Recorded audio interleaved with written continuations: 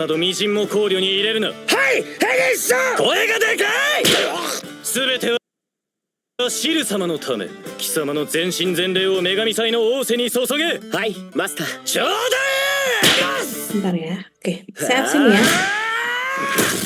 Yang saya absen yang open kamera ya. Kalau nggak open kamera, saya tidak absen.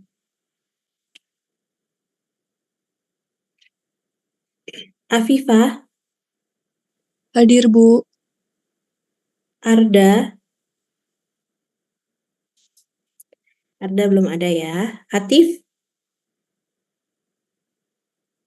Atif hadir, Bu. Atif belum open kameranya, Atif. Ya, sebentar ya, Bu. Farhan, Hadir, Bu. Fauzi, Hadir, Bu. Fauzi ada ya? Iya, Bu, ada, Bu. Oke. Ferdiko, Hadir, Bu.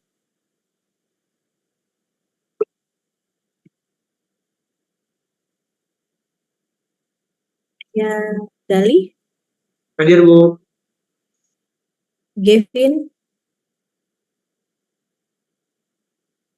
Gavin belum ada ya. Gilang, Hadir, Bu. Intan, Hadir, Bu. Jalu, Hadir, Bu. Jasmine, Hadir, Bu. Latifah, Hadir, Bu. Akmario.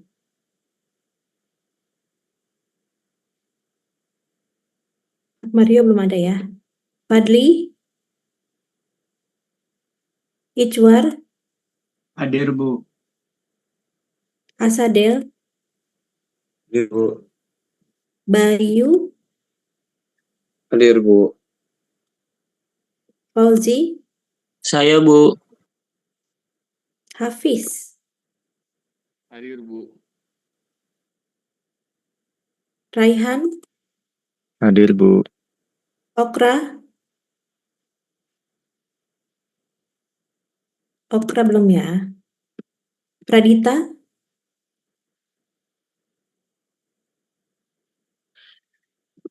juga belum ada. Reza, Hadir, Bu. Risa, Hadir, Bu. Ahani, Hadir, Bu. Tasya. Hadir, Bu. Ada yang belum di absen? Bu, saya, Bu. Arda baru join, Bu. Arda. Oke, ada lagi? Muhammad Akmario belum, Bu. Mario. Ada lagi? Okra juga belum, Bu. Okra, kemudian yang belum di absen ini Pradita, Kevin. Ibu, maaf. Pradita hadir, Bu. Pradita bisa open kamera? Oke. Kevin yang belum ada ya?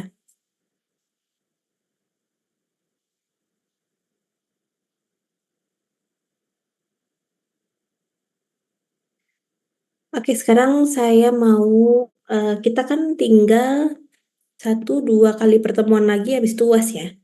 Jadi minggu depan kita nanti offline, ada 3 kelompok yang akan presentasi RAB-nya. Kemarin kan sudah sampai di koefisien alat ya. Jadi teman-teman sebenarnya sudah bisa mengerjakan AHSP, RAB sebenarnya udah semuanya nih. Hari ini saya akan menjelaskan tentang SMK 3, jadi teman-teman bisa mengisi untuk yang SMKK. Gitu ya. Jadi minggu depan nanti ada 3 kelompok yang akan maju untuk presentasi. Mungkin nanti Tasya di spin ya, 3 kelompok siapa nih yang akan maju untuk besok.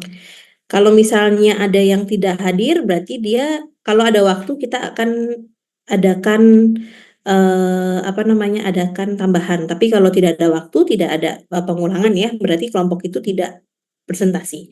Jadi bobot presentasinya adalah kan nilai presentasi kita itu besar ya, 50%. Kalau nggak salah ya 50%. Jadi nanti kan sebelum UTS kan 1 kali presentasi nih. Nah, setelah UTS itu kan yang mau ke UAS 1 presentasi itu bobotnya sama 50-50. Jadi kalau misalnya nanti nilai presentasi yang pertama nanti dijumlahkan dengan presentasi final yang setelah UTS nanti dibagi 2. Seperti itu ya. Oke, sekarang kita ke SMK 3. SMK 3.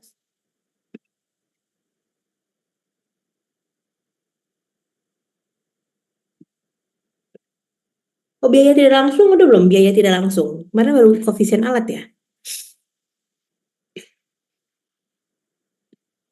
Ini kita ke biaya tidak langsung dulu deh. Koefisien alat kan sudah. Sekarang kita ke biaya tidak langsung. Nah, di biaya tidak langsung itu sebenarnya ada di AHSP yang paling bawah teman-teman. Kalau lihat di AHSP nanti akan ada dia. Gitu ya. Nah, biaya tidak langsung itu adalah biaya yang terdiri dari komponen biaya umum dan biaya keuntungan. Biasanya itu umum dan keuntungan maksimal itu 15%. Gitu. Kalau kalian lihat AHSP di setelah tenaga kerja, bahan, alat, terus bagian bawah itu ada tambahan profit atau keuntungan 10% dan sekian. Nah, itulah overhead. Overhead itulah yang namanya biaya tidak langsung. Gitu ya. Kemudian biaya umum itu atau tidak langsung itu adalah untuk misalnya biaya kantor pusat. Contoh misalnya gini, kalian ada Pulau Intan misalnya, Pulau Intan tuh punya headquarter atau kantor pusat.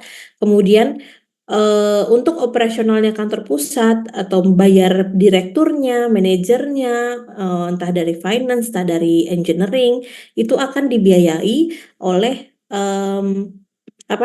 oleh si project-project yang diterima. Jadi project itu kan ditambah 10%. 10% selain profit itu adalah biaya overhead. Jadi yang membiayai yang terlibat dalam persentase HSP itu untuk membiayai ini semua. Upah pegawai kantor, upah manajemen, upah pelatihan, akuntansi dan auditing, dan lain-lain sebagainya. Apalagi kalau misalnya kalian adalah bangunan komersial, nanti akan ada yang namanya marketing. Teman-teman kalau tahu menjual properti itu biasanya ada biaya marketing atau ada dapat persentasenya. Jadi biasanya itu sekitar 1-3% bisa dapat itu untuk si marketing itu sendiri. Kemudian, nah ini di biaya umum. Biaya umum itu adalah biaya yang terjadi karena kecelakaan konstruksi, maka ada biaya perbaikan dan penanganan dampak dari kecelakaan konstruksi. Itu masuk dalam biaya umum. Si overhead ini dihitung dari persentase biaya langsung yang besarnya tergantung dari lama waktu pelaksanaan pekerjaan, besarnya tingkat bunga yang berlaku, dan lain-lain. Kemudian besarnya biaya umum dan keuntungan itu dipertimbangkan antara lain suku bunga pinjaman, inflasi, overhead kantor, lapangan, dan resiko investasi. Makanya untuk menentukan persentase dalam overhead dan biaya keuntungan itu tidak bisa estimator yang memberikan persentasenya. Itu biasanya di level manajerial karena mereka yang tahu kira-kira apa saja nih, ini karena untuk keseluruhan project sebenarnya. Gitu ya. Jadi hanya manajerial yang bisa menentukan berapa persen keuntungan. Nah, kalau di AHSP dia kan selalu bilang 10% ya kalau nggak salah ya. Profit itu keuntungan biasanya 10%, tapi tidak jarang ada beberapa project-project yang ownernya dia akan nego sampai mungkin keuntungannya bisa nggak sampai 10%, mungkin di bawah dari 10% gitu. Makanya terkadang tuh kontraktor akan mencari cara untuk mengurangi biaya dalam RAB tapi tidak mempengaruhi spek. Contohnya seperti ini. Karena kuantitas yang banyak atau quantity yang banyak nih, kalian bisa pesan banyak kan, otomatis kalian bisa minta diskon sama vendor. Jadi vendor kalian memberikan diskon atau harga terbaik ke kalian, tapi kamu tidak sampaikan harga itu ke owner, tapi owner dikasih harga yang sebelum diskon. Otomatis diskon itu untungnya ke selisih dari diskon itu akan menjadi profit teman-teman gitu. Jadi walaupun nanti persentasenya bukan 10% lagi tapi 8%, 2%-nya itu bisa kita dapat dari selisih harga RAB dengan RAP-nya. Kemudian ada yang namanya profit margin, itu adalah laba sama dengan omset dikurangi bahan baku dikurang dengan biaya administrasi dan umum. Ada yang namanya ROI, ROI dia jumlah investasi yang dikeluarkan untuk usahanya dibandingkan dengan pengembalian. Ini biasanya kalau misalnya biaya proyeknya itu teman-teman pinjam dari bank atau dan segala macam itu ada pengembalian modal, gitu ya. Selain pengembalian modal juga ada pengembalian bunga. Nah, di sini ada payback period. Ini memperhitungkan kapan kira-kira balik modal. Misalkan 2 tahun, maka setelah 2 tahun maka dihitung sebagai keuntungan. Nah, faktor pengurangnya itu apa? Biasanya tuh ini lebih ke estimator ya. Jadi estimator itu walaupun nanti akan terjadi sesuatu yang belum tentu terjadi, kalian itu harus memperhitungkannya. Jadi pada saat nanti kejadian itu akhirnya terjadi, teman-teman tidak kekurangan atau tidak mengurangi dari profit. Tapi kalau misalnya kejadian itu tidak terjadi, itu menjadi keuntungan teman-teman. Contohnya misalnya gini, ada gangguan masyarakat nih. Nah, teman-teman tahu nih daerah tersebut itu pasti nanti akan ada ormas-ormas yang bermasalah. Jadi, teman-teman sudah memasukkan biaya gangguan masyarakat ini ke dalam RAB teman-teman. Jadi, one day pada saat pelaksanaan konstruksi ternyata tidak ada gangguan masyarakat, uang yang kalian sediakan untuk ini kan bisa di-save. Jadi ini bisa masuk ke dalam profit teman-teman. Tapi kalau misalnya estimatornya tidak menghitung sampai sini, ini akan menjadi pengurang dari keuntungan. Bencana kebakaran, gangguan masyarakat, kenaikan mendadak bahan baku. Nah, ini yang paling penting ya. Ini estimator harus tahu kapan harganya itu. Jadi gini, kita harus bisa kunci harga. Jadi kalau ada vendor yang memberikan penawaran harga kepada kita harus pastikan harganya dia itu berlaku sampai proyek kita selesai. Jadi jangan sampai nanti berlakunya di cuma 3 bulan. Padahal pekerjaan itu akan ada di tahun depan. Jadi nanti kalian akan dapat penambahan biaya karena si penawaran itu validnya hanya 3 bulan. Nah, itu teman-teman yang harus mention di depan ke vendor. Jadi jangan sampai ada kenaikan mendadak terus kita jadi harus dikasih harganya di atas. Kemudian ada menambah keuntungan. Menambah keuntungan ini banyak banget caranya. Teman-teman kalau yang misalnya mau mengambil skripsi juga bisa nih ya. Jadi kan kita belum kayaknya sih ini susah sih karena RAB itu mungkin kita bisa dapat, tapi RAP itu jarang kita bisa terima gitu. Jadi kita juga sebenarnya sih saya pengen ada yang teman-teman bisa ngambil perbedaan RAB sama RAP dalam satu proyek. Kira-kira proyek itu defisit atau enggak atau keuntungannya bagaimana. Kemudian kalaupun teman-teman akan susah ke situ, mungkin teman-teman punya ada inovasi yang menambah profit. Contohnya misalnya di material-material sisa itu kan pasti akan ada nih sisa-sisa material. Apakah ini bisa kita recycle atau bisa kita jual sehingga return-nya itu berupa uang gitu. Nah, uang inilah yang bisa untuk menambahkan keuntungan gitu. Tapi biasanya di project ya, ini nih udah ada yang kelola ini. Bahan-bahan sisa apalagi besi ya, itu udah ada yang kelola nih. Jadi per kilonya besi itu mahal loh per kilo ya.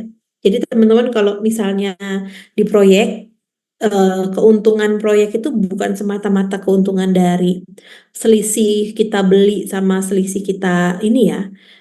Cuman biasanya waste-waste seperti ini tuh ada yang sortir dan bisa diuangkan gitu.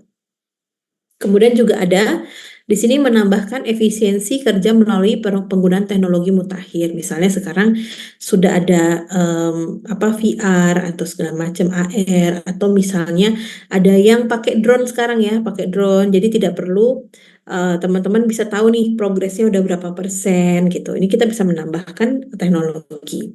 Kemudian manajemen kerja yang lebih profesional sudah pasti, sehingga waktu penyelesaiannya itu bahkan bisa lebih cepat daripada jadwal. Beberapa owner terkadang khususnya untuk bangunan komersial ya, biasanya beberapa owner ini akan memberikan reward kepada kontraktor yang bisa menyelesaikan pekerjaannya lebih cepat. Jadi misalnya contohnya beberapa waktu lalu di perusahaan, jadi dia join sama Shimizu kalau nggak salah ya, pokoknya Jepang lah. Jadi si kontraktor ini kalau nggak salah Akset apa ya, saya lupa namanya. Pokoknya dia join sama Shimizu. Shimizu ini dia ingin targetnya itu dia ingin dapat reward dari owner untuk pekerjaannya lebih cepat. Nah, sayangnya pada saat itu tuh ada COVID. Jadi pada saat COVID itu ada PSBB sehingga tidak boleh ada yang kerja. Nah, tapi karena si pihak manajemen dari kontraktor ini dia pengen selesai lebih cepat, makanya di-push lah semua vendornya, subkontraktornya di-push. Gimana ceritanya? Yang tadinya dikasih waktu 3 bulan dipangkas jadi hanya 1,5 bulan seperti itu. Jadi di-push, diperbanyak orangnya, jangan sampai ada yang lama gitu. Jadi mereka tuh minta walaupun karena ada PSBB ini atau adanya COVID, tetap proyeknya ini sesuai dengan jadwal. Karena mereka mengejar si rewardnya. Kalau nggak salah rewardnya itu berapa M gitu. Ada berapa M lah. 1 M atau berapa M gitu. Nah itu ada rewardnya. Tapi bukan 1 M kayaknya, lebih dari 1 M gitu. Jadi itu yang dikejar oleh si kontraktor supaya mendapatkan reward tersebut. Nah, kemudian kita masuk ke SMK 3. Jadi nanti teman-teman hanya ini ya, hanya yang ada di AHSP, teman-teman masukin aja 10%. Overhead dengan profit bikinnya 10% aja ya. Tapi kalau kalian sudah ada di perusahaan nantinya, itu 10% mungkin bukan dari teman-teman, tapi nanti dari manajer teman-teman gitu yang akan memasukkan, bisa 10, bisa 15, bisa 20%, tergantung kebutuhan dari perusahaan teman-teman. Gitu ya. Nah, ini kayaknya teman-teman udah paham ya, ini PUPR-nya nomor 8 sekarang tahun 2023 ya. Nah, dari dulu SMKK itu berada di dalam AHSP dulu ya. Jadi biaya keselamatan itu di dalam analisa harga satuan. Tapi sekarang sudah tidak lagi. SMKK berdiri sendiri. Dulu tuh SMKK atau keselamatan konstruksi itu dia masuk ke dalam pekerjaan persiapan. Tapi sekarang dia sudah berdiri sendiri, namanya adalah biaya SMKK. Nah, dulu dia ada di sini nih, ada di sini. Ada di langsung gitu ya. Nah, sekarang dia punya sendiri. Dia punya pokok biaya penerapan SMKK dengan 9 komponen. Kemudian setelah kita menganalisis penerapannya, kita punya biaya penerapan SMKK. Nah, biaya penerapan SMKK ini akan kita jumlahkan dengan biaya langsung dan tidak langsung sehingga terdapatlah RAB atau total biaya perkiraan pekerjaan atau yang ditambah dengan PPN 11% ya. Tahun ini mungkin 11%, tahun depan mungkin 12%. Kita nggak tahu ya, gitu. Jadi sudah ada yang namanya HPS atau RAB atau harga perkiraan sendiri di sini ya, gitu. Tapi nanti pada saat schedule kan teman-teman akan buat kurva S ya. Kurva S ini SMKK tidak masuk ya. Kurva S itu hanya sampai sini nih. Gitu. Yang mempengaruhi jadwal itu hanya pekerjaan ini aja. Jadi tidak masukin SMKK, nanti poin kedua nanti di take out aja. Gitu ya. Nanti saya akan kasih contohnya. Nah, kalian di keselamatan konstruksi pasti familiar dengan ini, pembuatan IBPRP. Ini banyak juga teman-teman yang mengambil skripsi mengenai apa ya namanya ya, pengendalian apa ya bahasanya apa eh, analisa analisa sistem keselamatan konstruksi dalam project ini, studi kasus ini gitu, biasanya gitu ya. Dalam pekerjaan misalnya pengecoran beton, pengecoran kolom, backcasting kolom, dan segala macam, biasanya gitu ya. Nah, ini kita akan cek, kita akan buatkan IBPRP-nya atau identifikasi bahaya penilaian resiko, penentuan pengendalian resiko, dan peluangnya. Nah, ini pasti teman-teman udah kenyang ya sama yang ini ya. Tadi kan ya sama Pak Kusumo ya. Iya Bu, tadi Bu. Sudah sampai sini? Udah Bu. Udah ya. Udah Bu, sudah. Jadi kalian akan menilai resiko dan tingkat resikonya. Resikonya tuh apa aja? Kemungkinan yang akan terjadinya itu apa saja dan tingkat resikonya itu seberapa besar frekuensinya. Gitu. Jadi nanti setelah resiko dan tingkat resiko sudah tahu, nanti ada tingkat keparahan. Nah, ini kita nggak bisa dengan feeling. Ini ada yang namanya skala apa namanya? Skala penilaiannya. Tingkat keparahannya itu dia punya skala penilaiannya. Kalau misalnya fatalitasnya lebih dari 1 orang itu keparahannya 1. Sorry, 5. 5 itu paling besar ya. Jadi kalau dalam keselamatan kalau bisa tuh tidak ada korban. Kalau misalnya ada 1 orang yang terkena kerugian atau kecelakaan itu udah fatal sekali. Jadi jangan sampai ada orang yang sampai meninggal gitu ya, atau misalnya cacat dan segala macam, itu jangan sampai, itu terlalu fatal. Jadi itu tingkat keparahannya itu besar gitu. Nah, nanti dari resiko dan kekerapan, nanti kan teman-teman akan jabarkan tuh tiap WBS teman-teman nih. Misalnya dalam pekerjaan persiapan, pengukuran lokasi, apa sih yang bisa terjadi kecelakaan di dalam pengukuran lokasi, kan kalian begitu ya. Misalnya kakinya terkena batu, atau misalnya ada binatang apa gitu kan, ada tuh. Nanti kan kalian carikan kekerapannya, mungkin terjadi enggak, atau kecil enggak kemungkinannya, atau sangat mungkin terjadi atau enggak.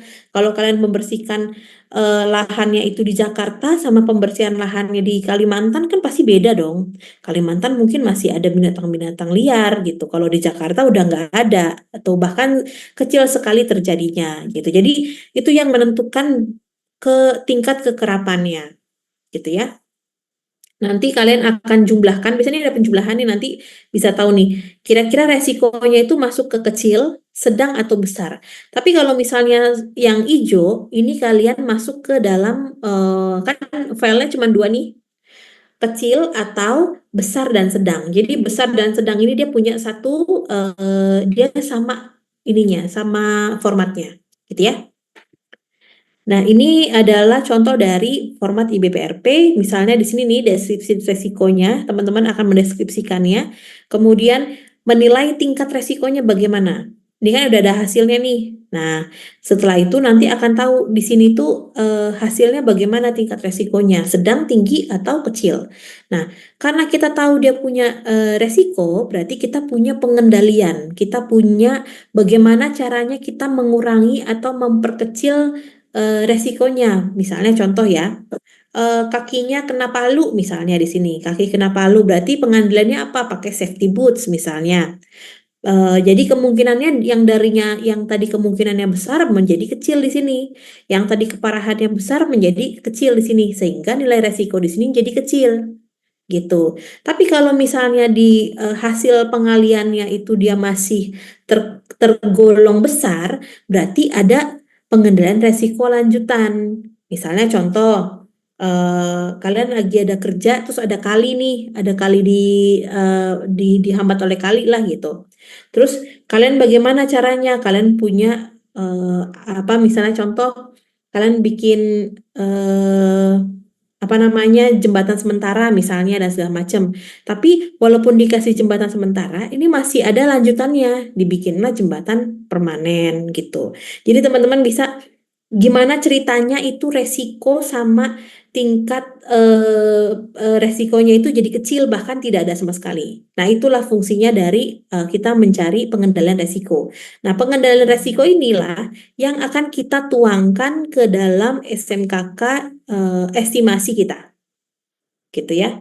Jadi yang dari sini nih, ini adalah dokumen kita nih, dokumen apa saja identifikasi resiko yang akan keluar.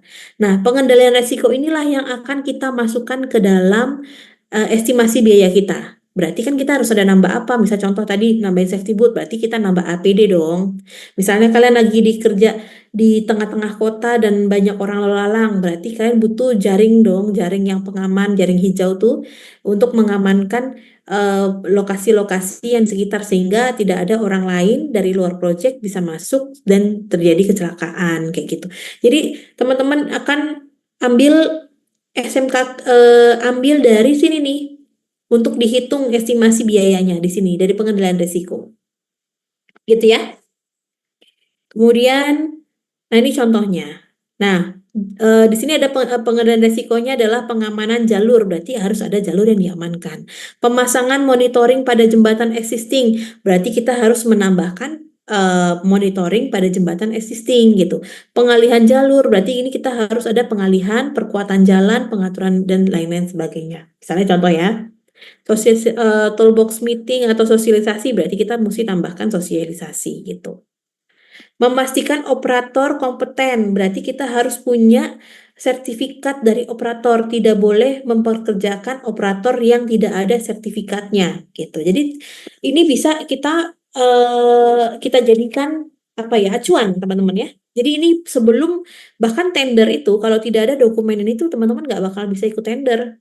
Kalau tender ini nggak ada SMK 3-nya atau tidak ada dokumen RKK, RPL-nya, kalian nggak akan bisa ikutan tender. Karena ini sudah jadi persyaratan. Jadi sebelum kalian menghitung estimasi biaya, ini udah harus ada nih. Sebelum pelaksanaannya dimulai, ini udah selesai, gitu ya. Nah, ini adalah penetapan tingkat kekerapan. Kemudian ini tingkat keparahannya. Nah, ini ya.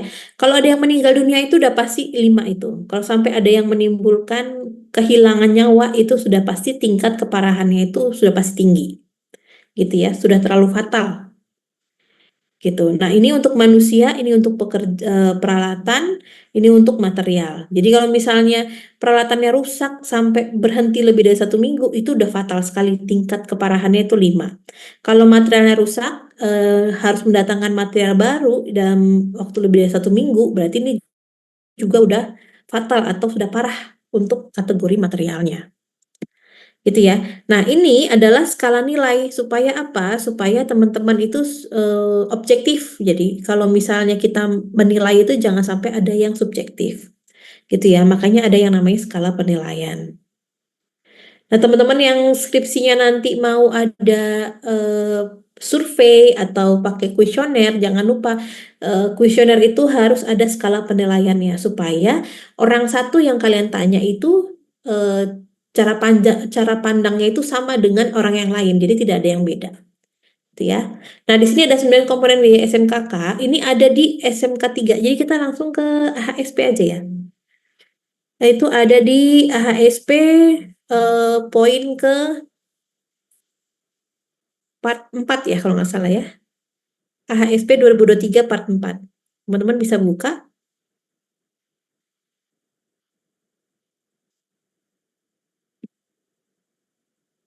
Nah, ini dia kita bagi jadi 2 form. Yang pertama adalah tingkat resiko keselamatan kecil, konstruksi kecil ya. Ada yang kedua itu adalah tingkat resiko keselamatan konstruksi sedang dan besar. Kita pakainya yang ini aja. Ya, kita anggap saja bahwa gedung kita itu punya skala konstruksi dengan resiko sedang dan besar, gitu ya. Nah, ada 9 elemen. Elemen pertama itu adalah penyiapan dokumen SMKK. Kalian akan masukkan pembuatan dokumen SMKK berapa set dan segala macam, pembuatan prosedur instruksi berapa macam, penyusunan pelaporannya juga berapa macam. Nah, untuk menghitung kuantitas di sini, teman-teman lihat ini keberterimaannya. Kalian baca note-nya ya, ini juga. Nah, contohnya misalnya dokumen SMKK ada RKK, RMPK, RKPPL, RMLLP. Nah, berarti setnya ada berapa? Ini satu set nih, ini satu set. Nah, kuantitasnya ada berapa? Kita lihat. Dokumen yang disahkan oleh project manager pada saat PCM dibahas, dievaluasi dan disepakati oleh pelaksana, pengawas, dan pemilik. Berarti harus ada 3 set. Yang satu untuk pelaksana, yang satu untuk pengawas, yang satu untuk pemilik. Berarti di sini kuantitasnya 3 nanti. Nah, harga satuannya bagaimana? Kita hitung lembar aja. RKK kira-kira berapa lembar, RMPK berapa lembar, sampai RMLP berapa lembar. Kemudian kita kalikan dengan harga ngeprint satu lembarnya berapa, kita bisa masukin harga satuan di sini. Gitu. Ya, jadi bukan harga kita minta tolong orang ngerjain, upahnya orang itulah yang kita bayar, bukan itu. Nah, kalau di sini yang mengerjakannya itu adalah bagian tim dari apa namanya, dari office biasanya. Office kan biasanya punya punya K3 sendiri ya, atau punya SHE. Nah, mereka yang mengerjakan nanti. Di sini pembuatan prosedur dan instruksi kerja kita lihat disahkan oleh project manager dan oleh PM, pengawas dan pimpinan UKK. Nah, dokumennya mengacu pada tabel 1 sampai 14 lampiran sub 1. Nah, ini kita harus cek nih, ini lampiran ini yang mana? Coba ya, tabel 4.1.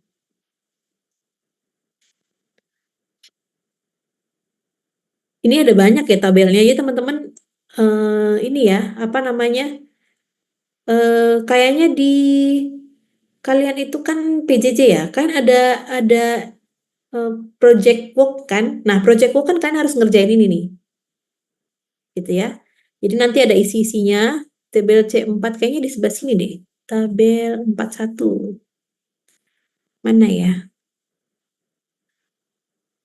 Sub lampiran Menteri PUPR nomor 10. Oh, ini nih. Kita mesti ke PUPR Menteri nomor 10 tahun 2021 yang disahkan oleh Direktur. Ini kita copy. Kalian bisa cari di Google. Kemudian saya tinjau dulu ya. Kemudian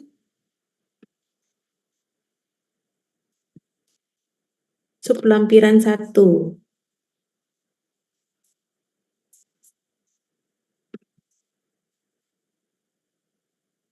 Oh, ini ada banyak partnya. Nanti teman-teman bisa buka ya. Ada berapa partnya ya. Biasanya tuh teman-teman bisa ambil dari sini. Kita bisa, kalian bisa buka aja Google. Nanti akan ada JDIH. Nanti teman-teman bisa ambil semua dokumen tentang PUPR di sini semua ada. Gitu ya. Peraturan Menteri nomor 10 tahun 2021. Kemudian nanti kalau abstraknya itu biasa kok ini. Nanti kalian unduh aja berkas lengkapnya. Nanti akan ada tabel 4.1. Coba saya cek dulu ya.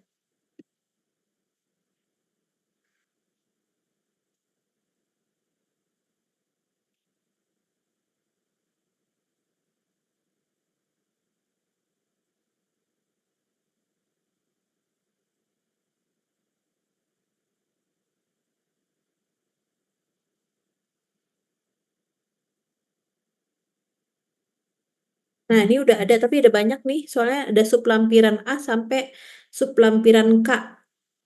Gitu. Jadi teman-teman nanti cari yang tabel 4 strip 1 itu yang mana. Gitu ya. Mana tadi? Nih. Nanti kita cari mana yang dokumen yang mengacu pada tabel 4 strip 1 sublampiran 1 Peraturan Menteri PUPR 10 tahun 2021 itu yang mana. Nah, kalau dilihat ternyata lampirannya cuma 2 lembar, berarti 2 lembar dikali berapa set gitu. Di sini masukin aja harga untuk harga 2 lembarnya. Gitu ya. Penyusunan penerapan SMKK, berarti teman-teman ada laporan nih. Ada laporan harian, ada laporan mingguan. Berarti kalian harus tahu durasi pekerjaan kalian atau proyek kalian itu mau berapa banyak, durasinya mau berapa bulan. Misalnya kalian kerjanya 15 bulan. Berarti ada berapa laporan mingguan, ada berapa laporan harian, itulah yang akan masukkan ke harga satuan. Gitu ya. Setnya nanti untuk PM 1, pemilik 1, pengawas 1, pimpinan UKK 1. Gitu. Jadi yang mengesahkan ini harus punya kopiannya, gitu ya. Kemudian, nah ini elemen satu penyiapan dokumen SMKK, kemudian elemen kedua itu sosialisasi dan promosi pelatihan. Kalau misalnya di sini ada yang tidak kalian pakai, kalian take out aja nggak apa-apa. Ada yang namanya safety induction, ada yang namanya safety briefing. Jadi bedanya antara safety induction dan briefing itu apa? Kalau safety induction itu adalah pada saat pertama kali si pekerja itu datang, dia harus dapat safety induction, gitu. Kalau safety induction itu, jadi untuk semua orang yang baru datang, mau itu pekerja, mau itu karyawan, mau itu dari bagian office, dia harus dapat safety induction apabila dia mau mengunjungi project. Tapi kalau misalnya safety briefing, briefing ini bisa dilaksanakan kapan aja, bisa tiap pagi, bisa tiap sore gitu ya. Ini namanya pengarahan keselamatan konstruksi gitu. Nah, jumlah kuantitasnya ini tergantung dari banyaknya atau lamanya kalian, misal konstruksi kalian itu lamanya 1 tahun. Berarti safety induction, kalian bikin safety induction itu setiap 2 kali seminggu misalnya. Berarti kan 2 kali seminggu dikali 1 bulan jadi dikali 4 ya, 2 kali 4 8. Berarti 8 per bulan.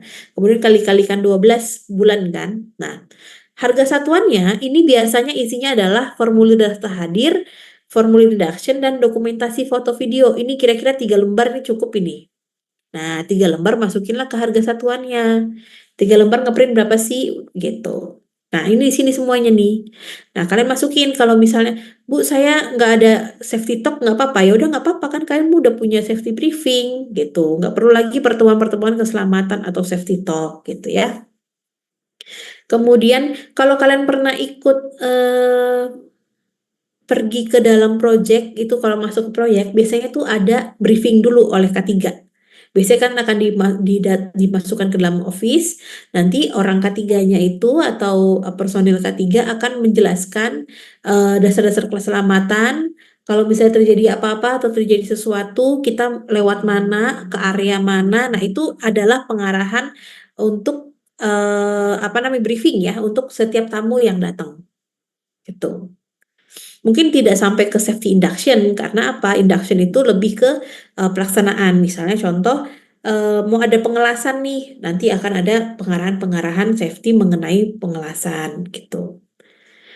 Kemudian ada yang namanya simulasi keselamatan konstruksi. Kalau tidak ada simulasi di take out juga nggak masalah, gitu ya. Spanduk, banner pasti ini ada nih.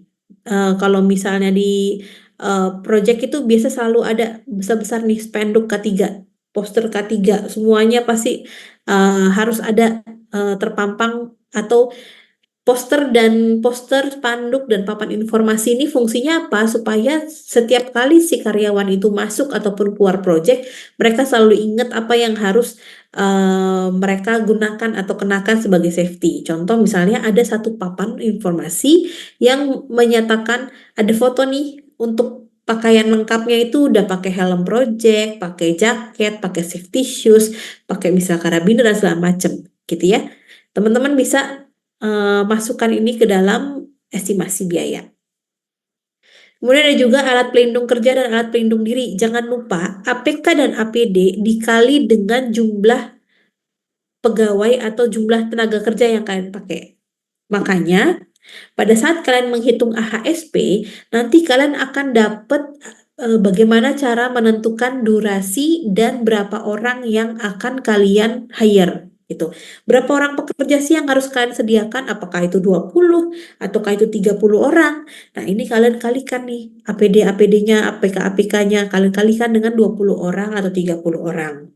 Jangan lupa, kalau yang bentuknya seperti ini mungkin akan 3 bulan atau 2 bulan mesti ganti, atau sebulan sekali ganti. Nah, teman-teman harus perhatikan ya, gitu. Jadi harus dikalikan dengan berapa banyak penggantiannya. Pelindung telinga, kalau misalnya di sana nggak perlu pelindung telinga, di take out aja. Kemudian asuransi, kalau misalnya ternyata saya sudah punya BPJS, saya sudah punya ini. Nah, kalau gitu boleh di take out aja. Ini tidak bersifat tidak wajib ya. gitu, asuransi. Kemudian ada personil keselamatan konstruksi. Di sini ada personilnya nih. Ini adalah biaya untuk petugas keselamatan konstruksi per bulannya, gitu ya. Cuma kalau di sini kalian take out, berarti nanti pada saat tender atau pada saat kalian memasukkan dokumen kalian, di organisasi chart kalian harus mention orang SHE atau personil untuk keselamatan konstruksi. Jadi memang tidak kalian bebankan di sini, tapi kalian bebankan ke biaya umum atau overhead. Dia sudah masuk ke dalam struktur organisasi teman-teman. Sampai sini paham ya?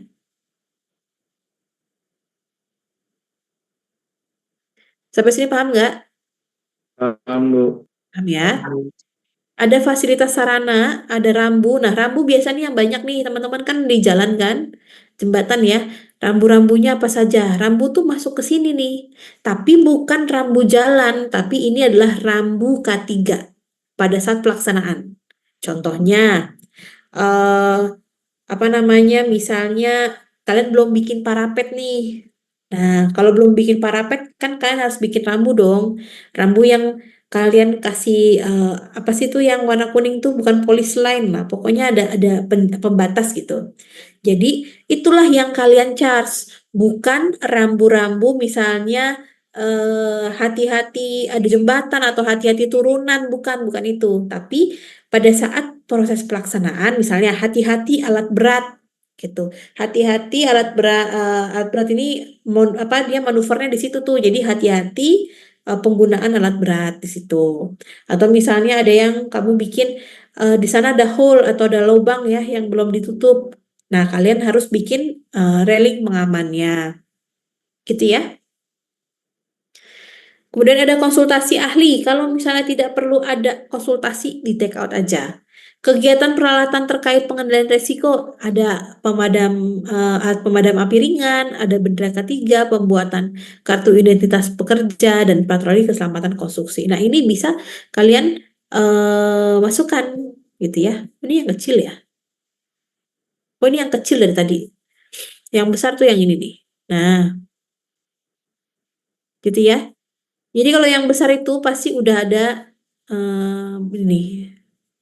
Terlihat perbedaannya dari APK dan APD-nya juga beda. Ya, jauh lebih lengkap. Kemudian bahkan untuk yang konsultan itu juga banyak nih ahli-ahlinya. Misalnya ada ahli petugas tanggap daruratnya, petugas pemadam kebakaran, P3K-nya, pengatur lalu lintas jalan, flagman segala macam. Ini teman-teman boleh masukkan. Kemudian di sini ada fasilitas itu ada P3K, ada pemasangan obat dan mesin dan lain-lain.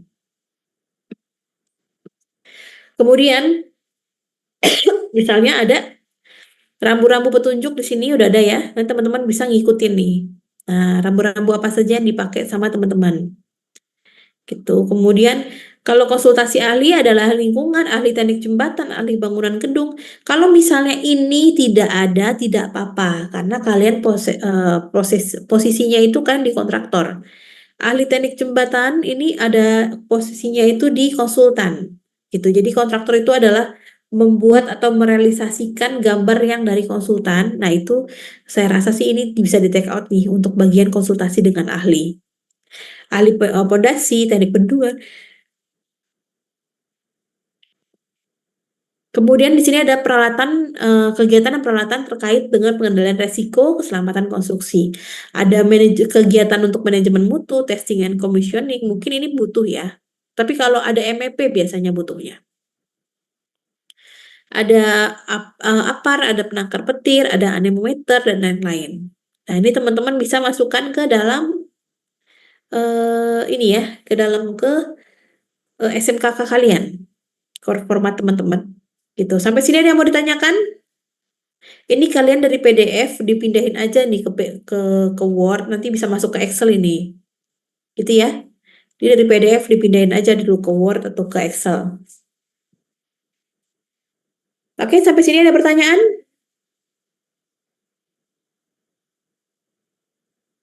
Belum, Bu. Oke. Kalau gitu minggu depan berarti saya sudah punya harga RAB ya? Baik, Bu. Bu mau nanya Terus sementara terkait dengan SMKK, kan itu tadi banyak kuantitasnya ya. Maksudnya apa? Iya kuantitinya. Nah itu kan berdasarkan tadi banyaknya pekerja yang ada di proyeknya. Nah itu kita menentukannya gimana Bu? Jadi Tadi. kita lihat dari AHSP yang kamu kerjakan. Saya ambil AHSP mana ya? Kalian sudah pernah dapat MK2 kan untuk membuat manajemen tenaga kerja? Ada nggak?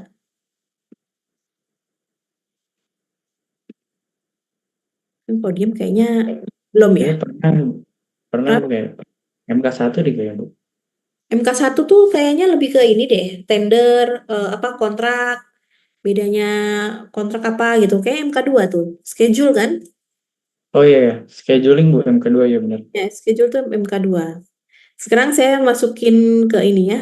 Em, saya masukin ke contoh pembuatan pembuatan apa nih? Boplang deh, pembuatan boplang. Saya copy dulu, kita bikin di Excel.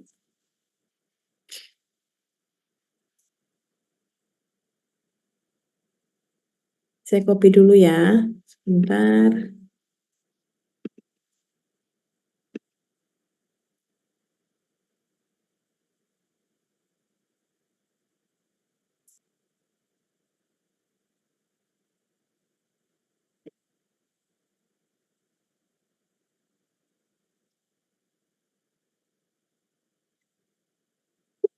Bentar ini ya. Pemasangan 1 meter. Nih, saya giniin aja deh biar saya nggak usah copy lagi.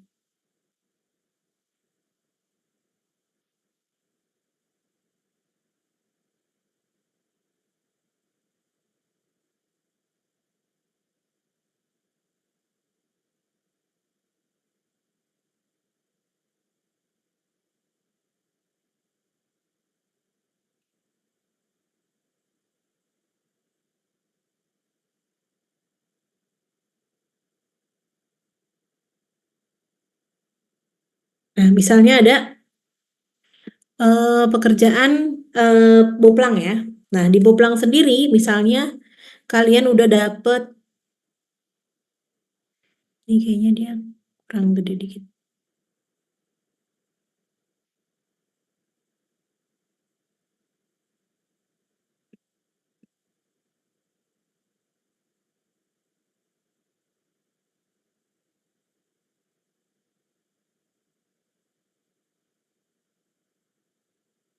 Sebentar ya.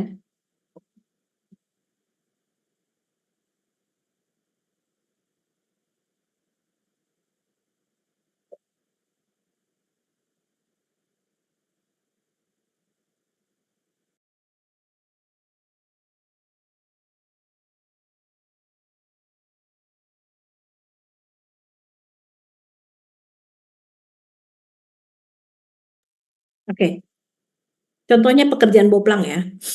Pekerjaan boplang misalnya pekerjaannya ini kan ada OH-nya ya. Atau gini aja ya. Oke, gampangnya pekerja tukang kayu, terus kepala tukang, kemudian kepala mandor. Nah, kalian sudah pernah eh, kalian sudah pernah membuat durasi belum?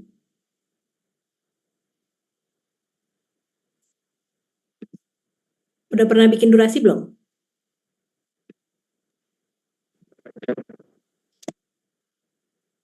Atau durasinya diberi, jadi kalian cuma copy doang durasinya, atau kalian bikin durasinya sendiri?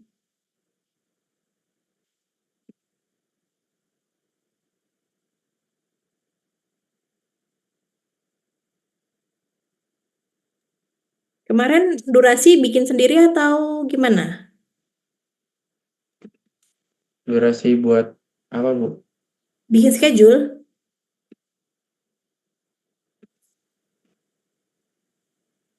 Oh itu tinggal copy aja Bu. Diketahui ya? Iya, Bu diketahui. Oke, sekarang saya mau tanya, boplang kalian berapa meter ya? Volumenya berapa ya?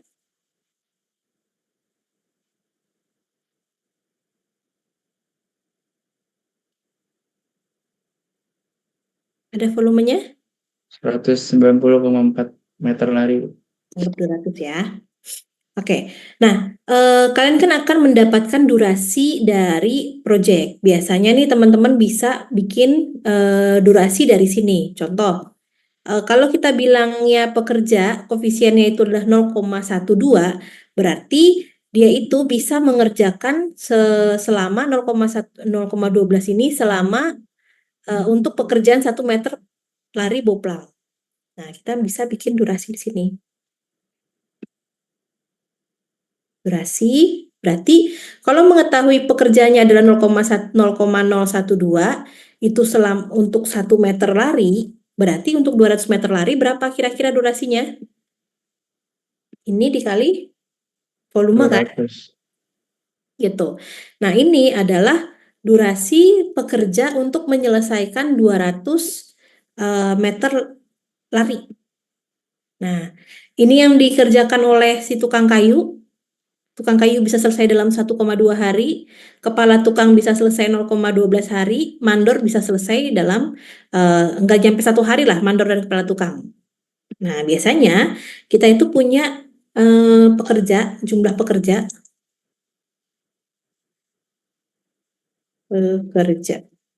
Nah, misalnya gini, jumlah pekerjanya kalian mau bikin ada 4 orang pekerja, misalnya. Terus, ini kekecilan ya, volumenya cuma 200 meter lari. Tapi ya udah nggak apa-apa. Anggap aja kamu 2 orang lah, 2 orang. Ini 1 orang, 1 orang, 1 orang. Berarti durasinya sama dengan ini bagi 2 dong. Gitu kan? Ini durasi total. Nah, kalau misalnya kalian lihat di sini, kalian lihat ada durasi totalnya 1,2, 1,2, 0,24, 0,12, kira-kira yang dipakai yang mana?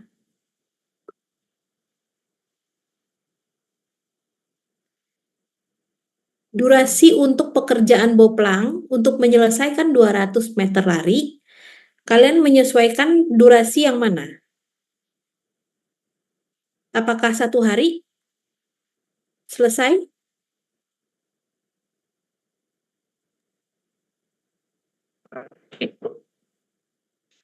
Kalau kalian lihat, si tukang ini sama tukang kayu ini kan sama-sama 1,2 hari kan?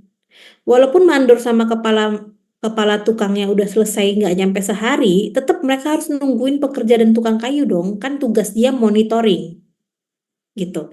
Jadi ini pasti akan mengikuti jam kerjanya si pekerja dan tukang kayu. Otomatis durasi untuk pekerjaan dari pemasangan 200 meter lari boplang adalah 1,2 hari. Ya dong? Ya enggak? Iya, Bu. Nah, tapi kalau hari itu nggak boleh di koma, harus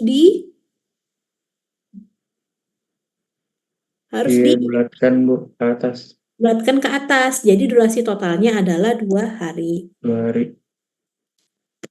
Kalian lihatnya dari pekerja sama volume aja nih. Volume sama, makanya nanti teman-teman bikinnya itu di AHSP-nya. Jadi kan AHSP-nya udah ada nih kayak gini nih. Jadi nanti kalian bikin aja di sampingnya, kalian tambahin di sini. Setelah jumlah harga, kalian tambahin. Ada volume kan di sini kan. Volume, misalnya volumenya 1000. Nah, nanti kalian tinggal kaliin aja di sini ada durasi. Kalian kalikan ini dikali dengan 1000. Nanti kalian tahu nih durasinya.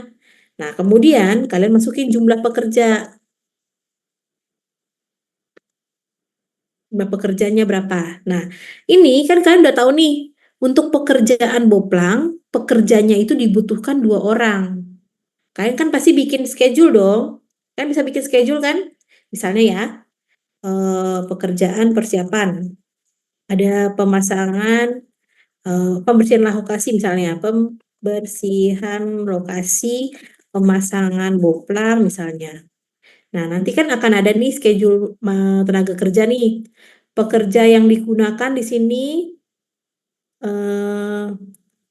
misalnya pekerjanya berapa, tukangnya berapa, terus ini kan ada minggu nih, minggu 1, minggu 2, minggu 3, minggu 4, kan gitu ya.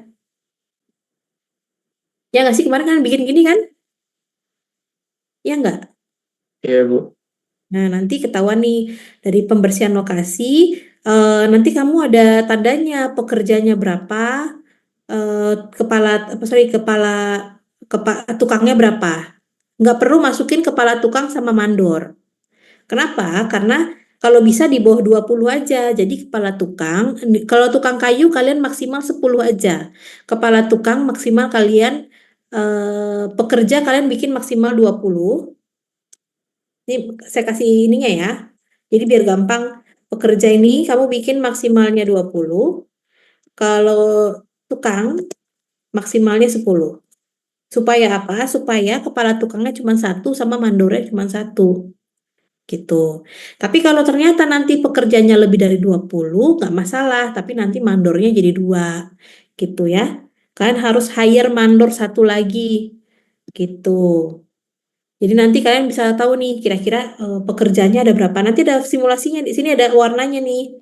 Ini kalian bagi lagi. Ini misalnya minggu 1. Terus kalian di sini tahu namanya ada pekerja. Sini ada tukang. Nah, kalian bisa tahu nih pembersihan lokasi pekerjaannya ada 5. Terus minggu kedua 5 orang gitu. Atau misalnya kayaknya di Microsoft Project bisa ya bikin gini juga ya. Gitu. Jadi nanti kalian kan ketahuan nih 2 hari, terus pekerjaan pagar berapa hari semuanya kalian jumlahkan dapatlah durasi project. Gitu ya. Nanti durasi project itu yang kalian pakai di SMK 3, di SMKK, sorry. Gitu. Nanti untuk jumlah tukang dan pekerja yang maksimal 20 sama ini, kalian tinggal hitung APD-nya dari sini. APD APK-nya diambil dari sini. Gitu. Sampai sini paham?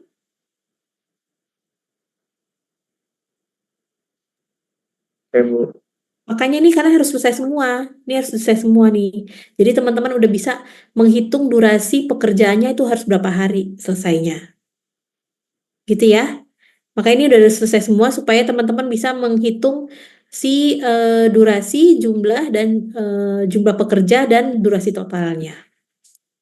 Nanti kalau misalnya pada saat pelaksanaan, teman-teman boleh nih, oh biar cepat selesainya lebih cepat, ini saya bikin aja nih 4 orang, ini 2 orang, gitu. Jadi ini 1 hari kelar, boleh nanti pada saat pelaksanaan, gitu. Tapi kalau kita menghitung seperti ini, kalian juga boleh, kalian minta semuanya satu orang, misalnya ini juga 1 orang, juga nggak masalah, nanti hasilnya 3 hari, gitu. Nggak masalah ya, saya nggak, eh, goal saya bukan ini ya, bukan bukan dari berapa jumlah orang, berapa durasinya, tapi nanti goalsnya itu adalah harga. Kalian boleh bebas berkreasi di sini, sama di sini. Gitu ya. Sampai sini ada yang mau ditanyakan?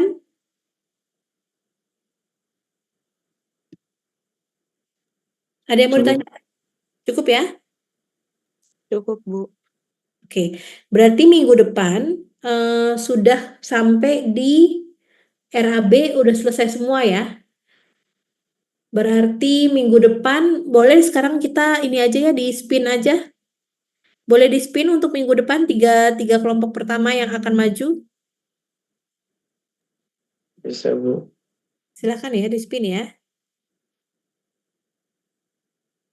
Siapa yang mau spin?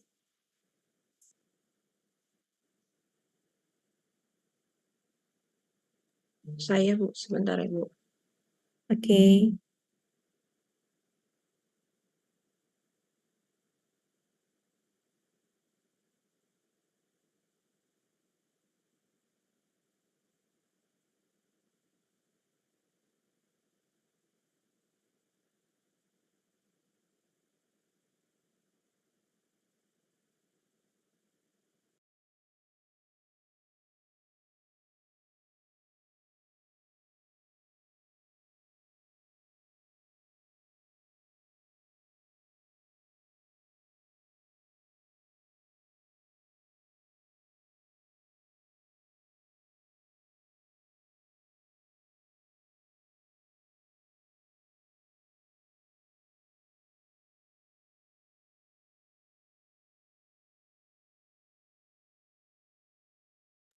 Ini di share screen, Bu. Ya, silakan. Baik, Bu.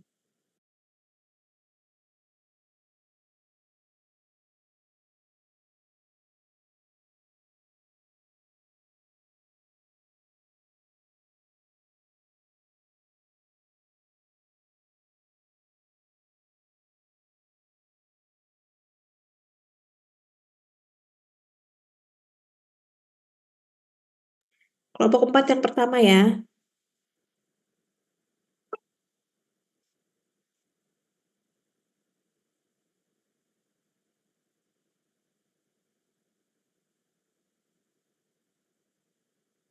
Kelompok 3.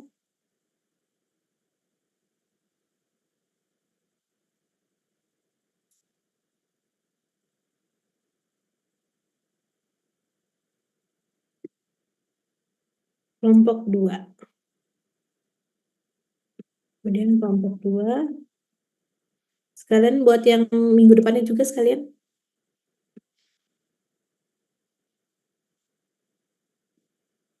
Ini tanggal 2 Desember ya. Tanggal 2 Desember.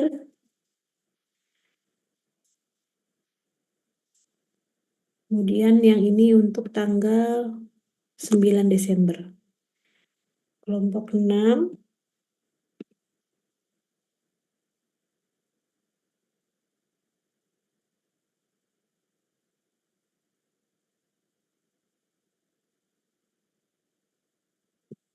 Kelompok 5.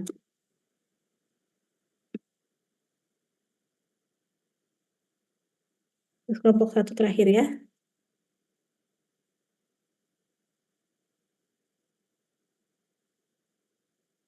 Saya sudah kirim di grup ya, teman-teman bisa baca. Kelompok 1 kelompok yang maju duluan, kelompok 4, kelompok 3 dan kelompok 2, kemudian tanggal 9, kelompok 6, kelompok 5 dan kelompok 1. Jadi nanti sebelum tanggal 2, tanggal 1 berarti ya, teman-teman sudah mengumpulkan draft RAB teman-teman ya. Jadi saya buatkan di e-learning. Berarti itu sama SMKK-nya juga, Bu? Ya, betul. Tapi boleh setelah kalian maju pun kalian boleh diperbaiki lagi sesuai dengan komentar, gitu ya. Nanti final submission-nya itu di tanggal 16 pas lagi UAS itu sudah diperbaiki kalau ada perbaikan, gitu ya. Jadi teman-teman yang kelompok 4, 3 dan kelompok 2 kalian punya waktu 2 minggu untuk merapikan. Nah, kalau misalnya nih kelompok 6, 5, dan 1 punya kejadian yang sama dengan kelompok yang pertama tanggal 2 Desember, kalian langsung revisi. Jadi nanti pada saat kalian maksudnya ada presentasi, hal baru lagi yang akan ditemukan, bukan hal yang sama seperti kelompok 4, 3, dan 2. Gitu ya. Jadi teman-teman di kelompok yang lain di tanggal 9 Desember, kelompok 6, 5, dan 1, kalian lihat kelompok 4, 3, dan 2, kira-kira salahnya di mana, kalian salah juga atau enggak, kan proyeknya sama ya. Jadi itu yang akan kalian perbaiki sebelum kalian masuk ke presentasi. Gitu ya. Saya akan buatkan e-learningnya untuk submission, tapi submissionnya bukan cuma 3 kelompok pertama, tapi untuk seluruh kelompok ya. Jadi seluruh kelompok mengumpulkan di tanggal 1 Desember atau tanggal 2 jam 00 lah. Bentar ya, saya bikinkan dulu di e-learning, saya takut lupa soalnya. Berarti ini adalah submission.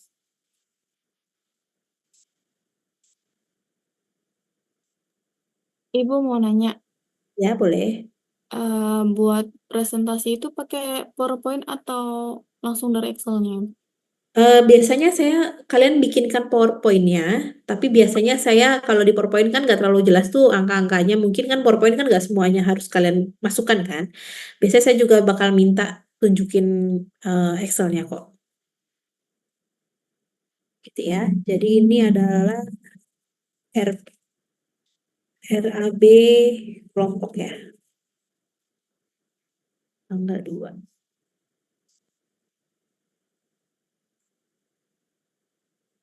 Saya sudah buatkan di ini ya, di e-learning, teman-teman bisa mengumpulkan. Yang mengumpulkan hanya salah satu saja dari perwakilan kelompok, tidak perlu semuanya yang submit. Ya, ada pertanyaan? Ada yang sudah mengerjakan AHSP, terus salah atau enggak ya? Boleh nggak sih apa namanya, kita kita review, boleh nggak Bu gitu? Boleh. Ada yang sudah mengerjakan?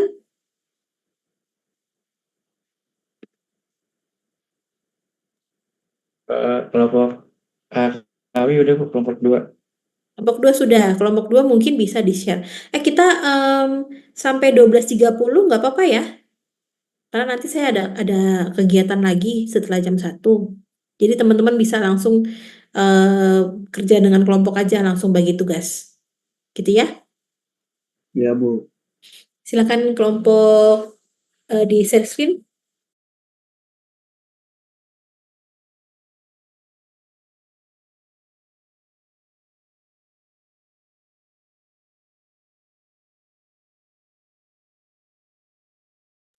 Coba lihat AHSP-nya. Ya, apa itu yang 3.000? Boblang 3.000. Apa itu? Galian 31.000. Kalian nggak pakai mobil, Kak? Nggak pakai mekanis? Semi mekanis. Ya itu makanya kita mau nanya dulu Bu.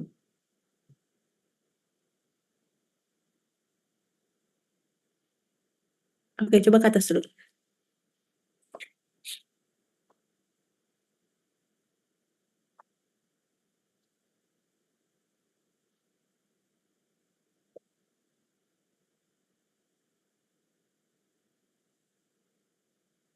Tenaga kerja untuk pembersihan dia karena tidak menggunakan alat ya, dia tidak menggunakan dia pakai manual, pakai bahan-bahan manual ya. 14.000, kemudian ke bawah pengukuran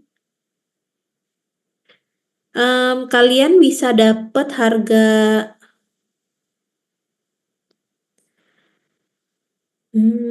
pekerjanya memang 115.000 ya pekerja. Nyari di referensi macam-macam sih Bu. Terus ada nyari dari yang Google juga segala macam. Terus dapat ada yang 115.000.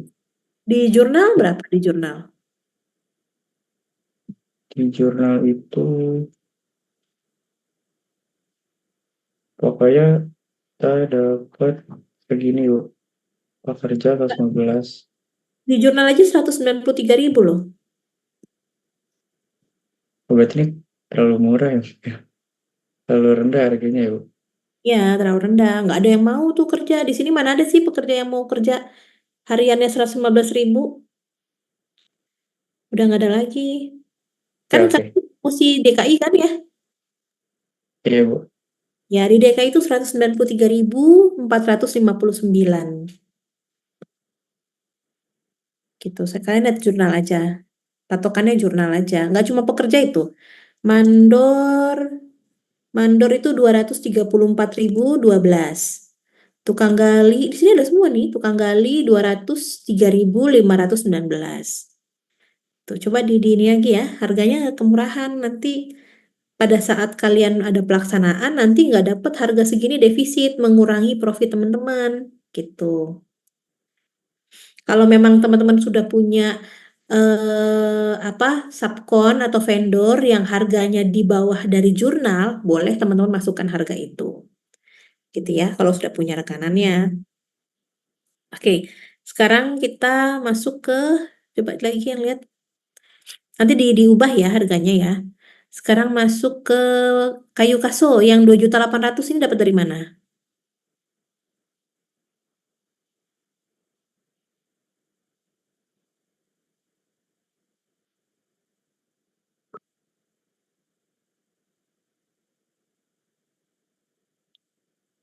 Ini kan per batang nih, 62.800 nih. Kayu kaso kan nih? Iya Bu. Yang Ranti apa yang mana kalian pakai?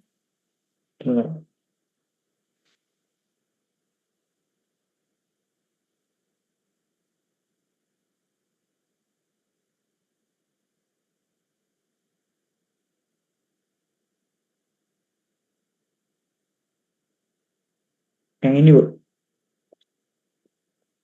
Balok Kayaknya ini ngelinknya masih salah deh, Bu. Harusnya yang tadi kayak kaso. ya kan tadi kan kaso tuh, cuman berapa tuh Iya, perbatang. kalau Nah, di ah, kalau misalnya nanti tulisannya di sini kayu kaso meranti 5 kali 7, perbatangnya itu adalah 62.800, berarti kalian ubah perbatangan ini jadi 1 meternya berapa? 1 meter kubiknya berapa? Ini kan 5 itu kan lebar, 7 itu kan tinggi kan? Kalau dikali 400 berarti ini panjangnya 4 meter gitu ya. Nah, berarti ini berapa iya. berapa kubik? Nanti kalian ubah batang ini harga per batang jadi per meter kubik gitu. Kayaknya tuh nggak ini tuh nggak mahal itu nggak sampai 2 juta kayaknya.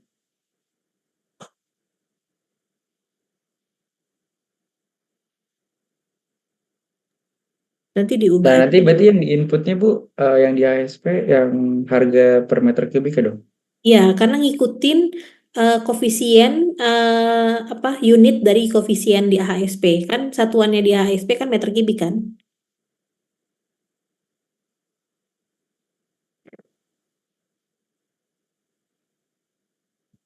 Jadi kalau contoh misalnya pekerjaan mana nih yang biasanya tuh semen nih semen.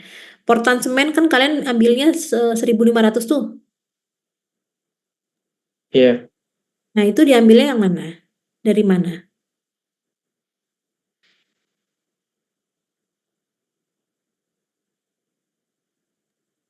ini, Bu. Nah kalau misalnya kalian itu harganya dapat dari jurnal. Iya, Bu. Cari-cari semen portal 50 kilogram harganya sekian, apa, 1.530, 1.500 Bentar ya, saya coba. rupiah. Jadi kalau misalnya kalian pergi ke project, kan kalian nggak mungkin belinya kiloan kan? Pasti kalian belinya itu per sak bukan? Iya, sak, Bu. Biasanya Nah, sak. satu sak berapa? Satu sak semen berapa harganya? Biasanya 55.000. Satu sak kali 55. Berarti 55 dibagi 50 kilo ya? Satu saknya. Itu yang Iya, 40. Berarti 55.000 dibagi 50 kilo. Nah, itulah harga per kilonya. Bukan 1.000, oke. bukan 1.000 pakai yang 1.000 bukan. Karena kalian kan belinya bukan kiloan, tapi kalian belinya per sak. Jadi nanti kalian ubah harga dari sak itu kalian ubah jadi kiloan. Gitu ya. Oke, baik, Bu. Kemudian kamu cek lagi, coba lihat HSP-nya. Terus pasir beton ini kan ambilnya juga yang kilo. Iya, sama kayak yang tadi. Nanti pasir beton kalian ambilnya yang per kubik.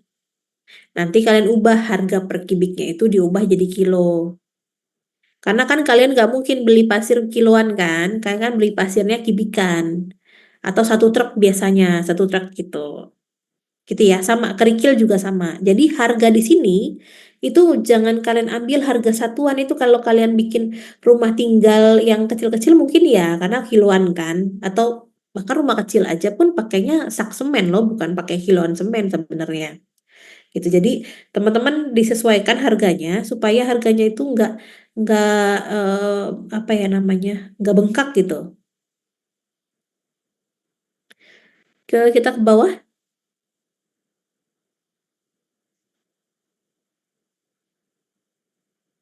coba ke bawah lagi pengukuran.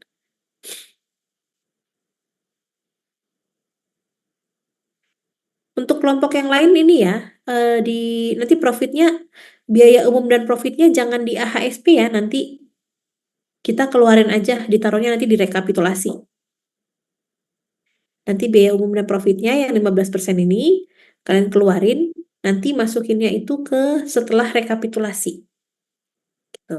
Nanti akan ada satu sheet lagi namanya sheet rekapitulasi. Jangan lupa AHSP ini selalu bersebelahan dengan BQ. Ya. Nah, sebelum AHSP itu ada tuh daftar pekerja, daftar apa, daftar material, bahan. Nah, itu baru. Jadi kalian kalau ngambil ngelingnya tuh nggak jauh-jauh gitu ya. Bu, mohon maaf Bu, tadi sebelum Ibu bilang tambah satu sheet rekapitulasi lagi, Ibu tadi sebelum ngomong apa ya Bu? Di saya putus-putus soalnya. Apa tuh? Yang mana tuh? Oh ini, Eh, biaya umum dan profitnya itu kamu take out aja. Nanti itu kamu masukin di rekapitulasi. oh, jadi sampai jumlah harga bahan aja Bu? Nggak Hmm, usah berarti subtotal ya? ya sampai subtotal lah. Karena biasanya yang menentukan persentase itu kan bukan kalian, bukan estimator, tapi manajerial. Jadi nanti pada saat harga RAB kalian tanpa profit diberikan kepada manajer, nanti dia yang akan adjustment mau berapa profitnya. Biasanya itu di bagian terakhir di rekap. Gitu. Oke, baik Bu. Karena kalau misalnya ternyata ada perubahan nih, eh, saya dinego sama owner dari 15% jadi 13%, terus kalian harus ganti tuh satu-satu dong di AHSP.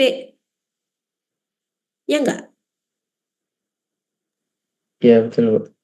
Jadi supaya kalian nanti kerjanya lebih mudah, untuk yang masalah biaya umum dan profit, kalian take out aja, kalian nanti masukkan ke rekapitulasi. Gitu.